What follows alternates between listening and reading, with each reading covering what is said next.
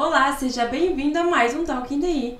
No episódio de hoje, estamos aqui com a Emanuela Schirmer, que é nutricionista, e com a Bárbara Zanchetti, que é fisioterapeuta. Meninas, sejam bem-vindas e conta pra gente o que vamos conversar hoje. Boa tarde a todo mundo. É um prazer enorme estar aqui com vocês nessa tarde quente em Chapecó. Então, eu sou a Manu, eu sou nutricionista oncológica. Quase há 15 anos já na oncologia, trabalho na Supera, aqui em Chapecó. E eu vou deixar a Bárbara, acho que se apresentar primeiro, depois a gente começa, né, Bá? Tudo bem, gente? Muito prazer. Eu me chamo Bárbara, então eu sou fisioterapeuta oncológica, assim como a Manu. Estou há mais de 10 anos na área da oncologia.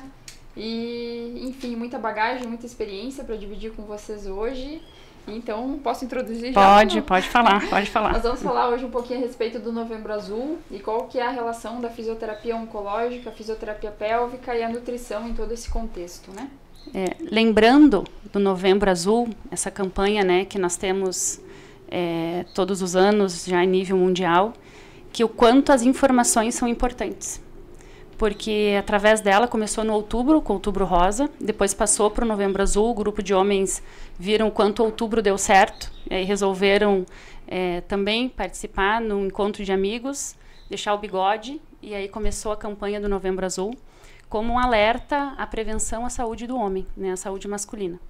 E aí a próstata vem muito forte, porque tirando o câncer de pele e não melanoma, né, é o mais incidente em homens, correspondendo a 30%. Então, precisa ter esse tipo de informação para que as pessoas consigam ter a conscientização de que buscar ajuda, buscar o diagnóstico precoce é o que salva vidas. Então, parabéns mesmo pela iniciativa.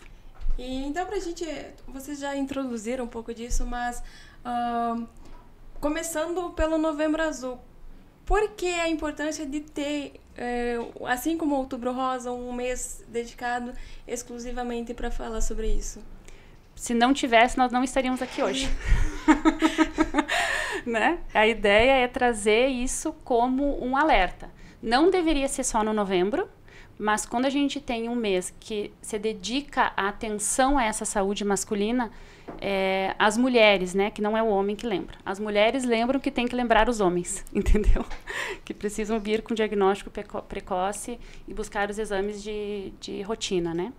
E uma coisa bem importante também quando a gente fala a respeito de prevenção, assim como a Manu coloca, é que essa prevenção ela precisa ser realizada de janeiro em janeiro.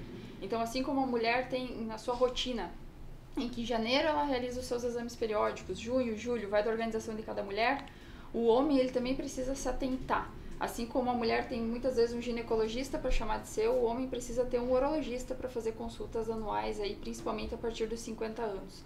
E claro que o Novembro Azul ele sempre foca na questão do câncer de próstata, mas como da área da oncologia que somos, a gente nunca pode esquecer do câncer de intestino, que também é um dos mais incidentes, ficando aí em segundo lugar, tanto para homens quanto para mulheres. Então, da importância dos exames de rastreio também de colonoscopia, né? Então, vamos abranger o Novembro Azul para uma saúde em geral, integral do homem, não né? só a próstata, né? Até porque o que a gente vê no consultório hoje é uma incidência muito grande de câncer de intestino. E no sexo masculino, né? Que é o segundo, como a Bárbara disse. Então, se a mama é o primeiro na mulher e a próstata é o primeiro no homem, o intestino ocupa o segundo lugar nos dois.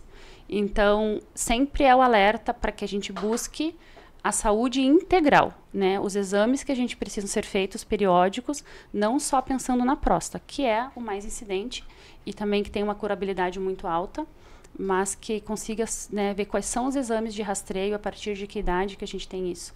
Porque todo câncer é curável desde que diagnosticado precocemente, né? E agora, Manu, mais direcionada para você essa pergunta, como que a alimentação ela pode influenciar ou até mesmo prevenir o câncer? Tanto no tratamento quanto na prevenção do câncer de próstata, e também se há alguma lista de alimentos mais recomendáveis ou alimentos que não são tão recomendados assim. Então, como eu falei, né, são 16 anos que já dá para escrever um livro sobre a parte da nutrição que a gente escuta no consultório. Mas sim, a alimentação hoje corresponde a 35% das causas de câncer. Todo mundo sabe que cigarro né, é o fator de risco para desenvolver câncer, mas cigarro corresponde a 30%. A alimentação hoje é 35%. Então, é a minha porcentagem mais alta em termos de risco para desenvolver um tipo de câncer. E por que está tão alto? Porque simplesmente as pessoas estão comendo muito mal. Então, de uns anos para cá, a industrialização, o ultraprocessamento dos alimentos trouxe um produto para a nossa mesa que antigamente era alimento. Então, hoje nós temos produtos feitos pela indústria que são acrescidos de muitas coisas que não são bem aceitas, digamos assim, pelas nossas células. E se o câncer é uma má formação celular, o que eu ingiro está diretamente relacionada com essa formação. Então, se o que eu estou ingerindo não é compatível à minha célula, em algum momento ela pode se desenvolver de maneira diferente. Lembrando que o câncer ele é multifatorial, não existe um fator de causa. Então, isso é bem importante a gente deixar claro que não é uma coisa, né? Não é a pessoa fumar, é um estilo de vida e isso está associado à atividade física, está associado à alimentação, níveis de estresse, tabagismo, né, hereditariedade. Então, eu tenho muitas coisas. Quando eu penso em alimento, não existe um alimento, eu quero que todos me ouçam, não existe um alimento curador, da mesma forma que não existe um alimento que causa o câncer. Existe um estilo de vida. É muito simples de pensar que se eu tenho um estilo de vida mais saudável, né, com alimentos de verdade, que a gente sabe quais são, alimentos que vêm da horta, fruta, verduras e legumes, que já são comprovados que tem uma ajuda nessa formação celular, eu estou contribuindo para a minha saúde. E se eu pensar que os produtos é o que podem, já tem estudos hoje que os embutidos têm uma relação fortíssima com câncer de intestino, por exemplo, e com as deformidades de outros tipos de célula, aqui entra o salame da nossa mesa, que agora estão todo mundo me matando aqui. Ele ia falar, ai, eu sei. O presunto, a mortadela, o peito de peru, a salsicha, a linguiça, porque é uma realidade muito forte da nossa região. Então, a gente tem isso como a base da nossa alimentação. E eu já tenho comprovação que esses produtos são carcinogênicos. Então, o que a gente puder evitar ou reduzir o consumo é bem-vindo. Certo? E agora eu gostaria de saber de vocês quais são os principais desafios enfrentados pelos homens nessa questão de autocuidado, de cuidar da saúde masculina, e especialmente em relação ao câncer. Eu vou falar um pouquinho, só porque daí tu já engato aqui, depois tu fala. A gente tem que entender que o diagnóstico oncológico, ele vai modificar a vida. Então, a gente está falando aqui de vários momentos. A gente está falando da prevenção e a gente está falando do pós-diagnóstico. Então, a ideia do Novembro Azul é falar de prevenção. Certo? A gente poder soar um alerta para que a gente possa ter um diagnóstico precoce. Então, isso é um momento, né? A gente tem recomendações que a gente faz para este momento de prevenção, quando o câncer não está instalado. A partir do momento que eu tenho um diagnóstico oncológico, e aí eu posso ter de próstata, pode ser intestino, pode ser de mama, estômago, eu tenho uma outra abordagem. Tanto da nossa parte, né, como uma equipe multi, a gente que atua em momentos diferentes. Então, acho que a primeira coisa que a gente tem que falar aqui para a saúde do homem é, obviamente, a questão do preconceito, né? Então, a gente precisa bater na tecla de que ir no médico é um ato de amor, é um ato de autocuidado que precisa fazer parte da rotina. Então, acho que o preconceito é a primeira coisa que a gente tem que entender, que tem que vir por terra nessa questão de buscar saúde, né, Bá? Essa questão do preconceito, ela é muito forte, né? E existem ainda muitas piadas que se fazem a respeito do toque retal, né? Uhum. E por que o toque retal ele serve? É para ver o tamanho da próstata. Quando você tem uma alteração de PSA, muitas vezes o urologista ele precisa realmente fazer isso e tá tudo bem. Assim como a mulher precisa fazer o exame ginecológico e coletar o homem também precisa fazer isso, né? E é muito melhor ele fazer esse toque retal e realmente ter um diagnóstico precoce do que depois ter que sofrer com todo um tratamento oncológico por causa de um diagnóstico tardio, e que a gente sabe que trazem, quanto mais tardio for esse diagnóstico, maiores são os efeitos colaterais de um tratamento, ou todos os eventos adversos relacionados a um tratamento que às vezes precisa ser um pouco mais agressivo, né, quando diagnosticado de forma precoce. Então, o apelo que a gente faz é para que os homens realmente procurem um urologista uma vez por ano, façam os seus exames urológicos, exames de sangue que são encaminhados por esses profissionais, para justamente a gente fazer o rastreio adequado, né? E uma coisa que a gente escuta muito, né?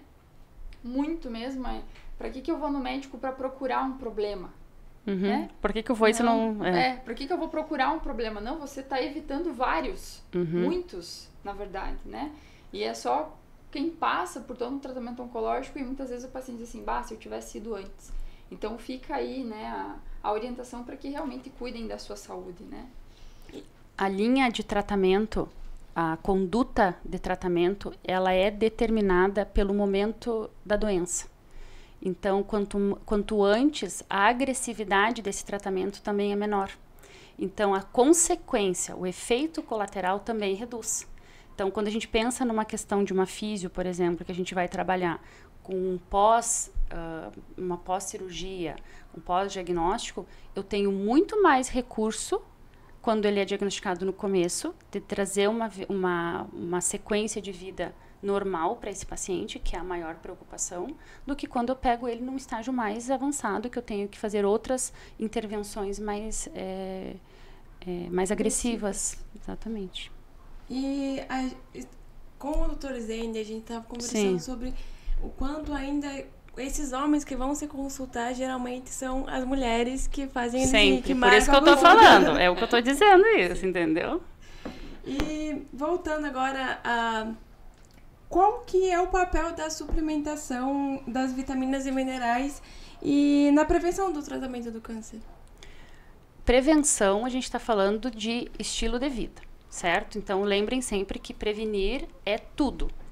É dormir bem, fazer atividade física, se alimentar corretamente, ter suas válvulas de escape para os níveis de estresse, porque hoje dizer para evitar o estresse, né, é quase... E suplementações, elas têm que ser vindas quando existe deficiência. Então, tu ir na farmácia, pegar algum suplemento, não tem que existir. Porque o vizinho porque alguém toma, ou porque isso aqui está na televisão, porque isso aqui está na moda. Hoje nós temos vários estudos, a gente tem complicações durante o tratamento pelo uso excessivo de suplementações. Então, quando que se suplementa? Quando existe deficiência. E como é que eu sei? Em exames. Eu não olho para uma pessoa e acho que ela está com deficiência de alguma coisa. Eu preciso ter exames para que isso seja prescrito e respaldado. Então, quando a gente tem uma alimentação variada, as vitaminas e os minerais eu encontro nos alimentos, em quantidades, porque são muito pequenas as quantidades ingeridas. Então, se eu tenho uma variedade, esse comer colorido, eu consigo suprir. Com a mudança com a idade, com algumas coisas, podem ser necessários alguns ajustes, mas aí um bom profissional vai se adequar e vai fazer o que é prescrito. De alguma suplementação de alguma vitamina D, enfim, né, de alguma com colágeno, alguma proteína, alguma coisa que realmente seja específica para aquele indivíduo. Não é receita de bolo e não é generalista, né? É uma coisa realmente muito individual. E agora vamos falar mais do pós, depois que a gente pega o problema. Então, Bárbara, como que a fisioterapia oncológica ela pode ser aliada no tratamento da recuperação dos pacientes? E gostaria de saber se tem quais exercícios são indicados. Então, quando a gente volta o olhar para o câncer de próstata, muitas vezes o paciente vai precisar de uma prostatectomia. Muitas vezes, aliada a essa cirurgia, o paciente precisa usar uma sonda vesical, que é aquela sonda, né, para sair o xixi. E logo já é indicada a fisioterapia logo na retirada dessa sonda e justamente para a realização de exercícios pélvicos, para fortalecimento, né, dessa musculatura, que muitas vezes é prejudicada durante esse procedimento cirúrgico. Então, ela vem de um enfraquecimento, né, causado ali pelo próprio procedimento cirúrgico, não que o procedimento cirúrgico vai causar todo um enfraquecimento muscular. Mas o pós-operatório pode causar incontinência urinária. Então, essa incontinência urinária, ela é relacionada a essa falta de força muscular. Então, a fisioterapia pélvica, ela vem muito para auxiliar na recuperação desse paciente pós-prostatectomia, que pode desenvolver tanto essa incontinência urinária como também disfunções sexuais, né? Não é toda a cirurgia que vai causar uma disfunção sexual ou mesmo uma incontinência urinária. Mas é importante que os pacientes saibam que existe recuperação pós essas cirurgias, porque muitas vezes o paciente fica sofrendo com uma queixa urinária, principalmente a queixa urinária, porque a perda de urina ela causa uma abalo na qualidade de vida muito grande, seja do homem, né, como da mulher, e a fisioterapia vem muito agregar com exercícios específicos. Aí você vai perguntar que tipo de exercício. Aí depende de cada caso e da avaliação desse paciente, né? E outra coisa que eu gostaria de reforçar também é que sempre quando a gente fala em fisioterapia pélvica relacionada a um pós-operatório de prostatectomia, todo mundo já pensa que o fisioterapeuta vai ter que utilizar algum tipo de recurso intranal. E não necessariamente seja uma verdade, ou só isso precisa se utilizar. Não. Existem outros tipos de recursos, exercícios específicos e não necessariamente somente o uso da sonda anal. Então é importante trazer isso para desmistificar tudo isso, sabe? Porque quando você fala para um homem que ele fez uma prostatectomia, ele está com queixa urinária, a primeira coisa que ele me pergunta é: Bárbara, mas você vai colocar alguma coisa no meu ânus? Bem, não necessariamente, deixa ele avaliar para ver realmente a necessidade, né?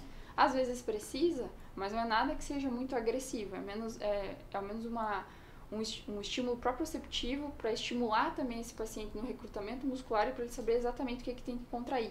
Porque quando a gente fala em contração muscular... É uma consciência do corpo, né? Exatamente, uma conscientização da contração que precisa ser feita. Porque quando a gente fala em exercício, a gente pede para estimular um bíceps, um tríceps, que são a musculatura do braço, por exemplo, as pessoas sabem, né? Dobrar o cotovelo, estender o cotovelo, mas quando é nível de períneo ele é um pouco mais complexo, porque é uma região que é pouco lembrada, né? E quando se passa por uma cirurgia como essa, aí sim, nós precisamos de fato lembrar dessa musculatura para conseguir uma reabilitação adequada desse paciente. E agora eu gostaria de saber de vocês como que é o trabalho multidisciplinar entre vocês para proporcionar o melhor suporte aos pacientes. Não existe tratamento oncológico sem equipe multidisciplinar. Então, quem trata câncer sozinho, não trata câncer. É a primeira coisa. Então, quando a gente enxerga um paciente, a gente sabe que o paciente ele é formado por todas as suas vertentes, digamos assim, todas as suas áreas, em todos os seus aspectos. Então, cada profissional tem o seu olhar para aquele aspecto. E é dentro dessa harmonia que a gente consegue identificar e trazer realmente o bem-estar para ele, porque não adianta o paciente está desnutrido e a Bárbara chegar para fazer exercício e o paciente não tem energia para realizar esse exercício. Eu não consigo. Não consegue. Então, esse pensamento, esse alinhamento tem que ser realmente de uma equipe muito bem entrosada. Então, isso é muito claro. Vocês têm que buscar algo que todo mundo converse. Desde um oncologista clínico, de um cirurgião, de um radioterapeuta, da psico, da nutri, da física, da enfermagem, farmácia, enfim, dentista. Tem que pensar que são diferentes olhares para um único ser humano. E cada um enxerga um aspecto. E aí, quando você senta numa mesa para discutir o caso, esse paciente consegue ser melhor tratado, porque muitas vezes o oncologista clínico não viu um detalhe que a fisioterapeuta viu, que a nutricionista viu, e assim, de fato, a gente consegue entregar um cuidado integral de fato, né? Porque não adianta a gente olhar só um aspecto do paciente, a gente precisa olhar todo o contexto. Porque às vezes ele não come, não é porque ele não tem fome, ele tem medo, entende? Então, esse é o olhar. E é isso que é apaixonante na oncologia, na verdade, né? É o quanto tu consegue melhorar realmente a vida pós um diagnóstico. E é isso. E eu gostaria de saber, nesse quesito da fisioterapia, existe algum cuidado específico que os pacientes que passaram pela cirurgia de câncer podem fazer ou é recomendado? Sempre voltando um pouquinho, olhar para o câncer de próstata depende da equipe que ele está sendo manejado. Porque existem protocolos já estabelecidos, mas isso depende de cada equipe do manejo do cirurgião. Então, se a gente for pensar, o que é preconizado? Que um paciente, depois de 30 dias, ele volte à sua atividade física, por exemplo. Que após a remoção da sonda vesical, ele faça fisioterapia pélvica para prevenir ou mesmo tratar uma incontinência urinária. Só que depende muito de como foi essa cirurgia, se teve alguma intercorrência. Então o fisioterapeuta está sempre alinhado com o cirurgião para a gente conseguir liberar esse paciente e ter esses cuidados de forma integrada, né? Mas é lógico que depois de uma cirurgia não cabe mais que esse paciente fique lá parado numa cama, deitadinho, esperando o tempo passar. Não. A gente já sabe que hoje, quanto mais esse paciente se movimentar, lógico, não carregando peso, principalmente, pelo menos por 30 dias, né? Isso não é preconizado, mas é que ele faça exercícios físicos leves, sob orientação, por isso da importância de ter uma equipe cuidando dele, de ter esse cirurgião em conversa com toda a equipe, para a gente ir restaurando a vida que ele tinha antes da cirurgia da forma mais breve possível, tá? Então, depende muito da equipe, mas principalmente isso. Então, fez uma retirada de próstata, uma prostatectomia, nada vai impedir dele subir dessa escada, que é o principal mito, né? Enfim, sair da cama mesmo, né? Os cuidados dependem muito de paciente para paciente, né? Mas principalmente são esses os cuidados. A mobilização precoce é o que a gente preconiza muito. E Manu, agora voltando para a nutrição, quais mudanças que na dieta que podem fazer a diferença no tratamento oncológico? Quando a gente tem o diagnóstico oncológico, daí todos os parâmetros de orientações que eu tinha na prevenção, eles são adaptados ao paciente.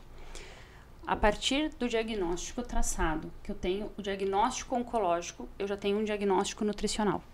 E esse caminho, ele anda junto, né? O caminho do paciente no tratamento oncológico da parte médica, da nutrição, ele caminha junto. Então, a nutrição, ela vem para esse suporte para que o paciente tenha recursos orgânicos, para que o tratamento seja mais efetivo, tanto em resposta, quanto também que o organismo consiga dar o giro, que a gente fala, porque às vezes os tratamentos, eles, né, têm uma baixa de imunidade, às vezes tem alguns efeitos colaterais que podem atrapalhar a ingesta alimentar. Então, hoje nós conseguimos aliviar e reduzir sintomas que até então nós não tínhamos conhecimento só com medicação. Hoje, com alguns alimentos, a gente consegue fazer. E isso, claro, vai de cada paciente, né? Vai de cada sintoma que ele me apresenta. E a gente consegue ajustar tanto náusea, vômito, diarreia, constipação, imunidade, durante essa quimioterapia dele. Mas lembrando, nunca se automediquem, né? Nunca se autossuplementem, nem achando que é só um simples chá. O chá, ele é base de ervas, então todo medicamento, ele parte de de algum lugar. Então a gente tem interações muito sérias com chás, com ervas, em determinados tipos de quimioterápicos. Então eu sempre digo, na dúvida, tomem água, que não tem risco, porque às vezes a gente acaba atrapalhando ainda mais a resposta do tratamento, que é com um simples chazinho. E agora, pra gente finalizar, eu gostaria de saber de vocês duas, tanto no quesito da nutrição quanto a fisioterapia. Quais que seriam os conselhos que vocês dariam para uma melhor recuperação e uma qualidade de vida durante o tratamento oncológico? Tem uma coisa muito importante que tem que ser dita. Nós precisamos pensar na questão da obesidade. Quando a gente fala sobre alimentação, a gente não está falando na alimentação como algo terrorista, não comer, não. Eu preciso pensar se isso está gerando um aumento da minha gordura corporal. A gordura corporal, ela é hoje responsável, ela aumenta as chances de mais de 13 tipos de câncer. Então, se eu como bolo todo dia, todo mundo sabe o resultado da balança no final do mês. Então, é isso que a gente precisa entender, que a gordura corporal, ela é inflamatória e isso é o meu principal fator, tanto para uma prevenção quanto no pós-tratamento. Então, a minha alimentação, ela tem que pensar nisso, de que forma eu tenho redução da gordura corporal. E aí, a atividade física entra junto, porque é o casamento, né? A alimentação com a atividade física é onde a gente tem uma qualidade de vida, uma melhor resposta nessa qualidade de vida. Mas eu acho que era isso que eu queria falar. Tem uma coisa que eu queria dizer. Hoje, nós temos muitos recursos dentro da oncologia, que há uns anos nós não tínhamos. Desde uma imunoterapia, de algumas técnicas cirúrgicas, de pesquisa clínica, que lá na Supera a gente faz, de estudo genético, que a gente consegue também saber sobre, né, quais são a predisposição desse paciente de ter ou não algum determinado tipo de câncer. Então, vocês entendem que a medicina, ela trabalha absurdamente em prol de uma melhor resposta no tratamento. Mas se tu não fizer a tua parte de ir buscar e detectar precocemente, isso tudo vira obsoleto. Entende? E tudo isso a gente perde a função. Então, façam a parte de vocês, de buscar ajuda, de buscar profissionais, que a gente consiga ter um rastreamento, uma detecção precoce a esse câncer, porque graças a Deus a medicina hoje, ela está fantástica em questão de resposta e de cura para o câncer de uma forma geral. E se a obesidade leva a mais de 13 tipos de câncer, eu posso dizer que o exercício físico ele previne mais de 30. Então eu acho que o caminho... Doenças, de tudo, é isso aí. É isso aí. Eu acho que esse é o caminho, né? Então a Organização Mundial da Saúde, ela preconiza pelo menos 150 minutos de exercício físico semanal. Então, se a Manu fala da obesidade, não tem como aliar o exercício físico. Sim, a gente sabe que muitos tipos de câncer estão aliados, né, ao exercício físico, à questão da prevenção, principalmente pela questão da redução da gordura corporal, né? E a gente sabe que um indivíduo ativo, se ele descobrir qualquer tipo de doença, a sua forma de resposta, seja um tratamento, um procedimento cirúrgico, também acaba sendo muito melhor. Então, exercitem-se, se movimentem, encontrem um exercício físico que dê prazer. Não precisa necessariamente ser uma academia, mas existem várias modalidades de exercício físico. É só a pessoa se permitir a experimentar. É o que eu sempre falo para os meus pacientes que estão em quimioterapia e fazem exercício físico com regularidade. É outra resposta. Porque diminui sintoma, melhora muito a qualidade de vida, e eu costumo dizer que eles são os meus atletas. Porque, de fato, às vezes eles acabam se tornando muito mais assíduos durante um tratamento do que quando quando não tinham um diagnóstico, por exemplo. Então, e homens, por favor, procurem um urologista, né? Deixem o preconceito de lado, vamos buscar saúde, vamos buscar diagnóstico precoce, porque esse é o caminho para um melhor tratamento e para uma melhor qualidade de vida, seja no contexto que for. Isso aí. É isso. Manuela e Bárbara, muito bom conversar com vocês. Obrigada. A equipe do Diário de Iguaçu agradece a participação. Obrigada. E até uma próxima oportunidade. Obrigada. A gente sempre se coloca à disposição. Obrigada pela atenção de todos. E para você ficar bem informado, nos acompanhe nas redes sociais. Siga a gente no Instagram, Diário do Iguaçu, sem o acento e sem o cedilha, e no site diregional.com.br.